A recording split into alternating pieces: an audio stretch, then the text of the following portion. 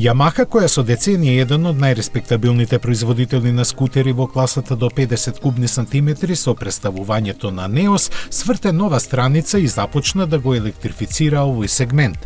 Наменет за Европа, тој презеде многу нешта од своите бензински браќа. Изгледот му е стилско скоро идентичен, а и техничката основа не се разликува многу. Внимателното око сепак ќе го забележи електромоторот интегриран во задното тркало, како и 13-инчните пневматици со низок отпор на тркалење посебно развиени за него.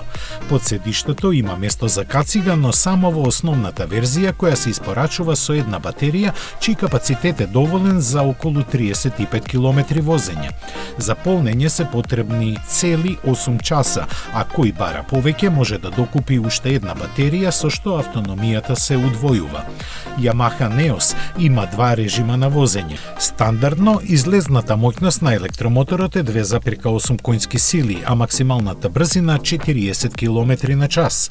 Во економичниот режим моќноста е ограничена на нешто над 2 конски сили, а брзината на 35 км на час, со што траењето на батеријата се продолжува. Овој скутер, кој е прв електричен на јапонската марка, може да се поврзе со телефон преку апликација што ги снима податоците на возењето. На избрани европски пазари во продажба ќе се најде во мај по цена која надминува 3000 евра.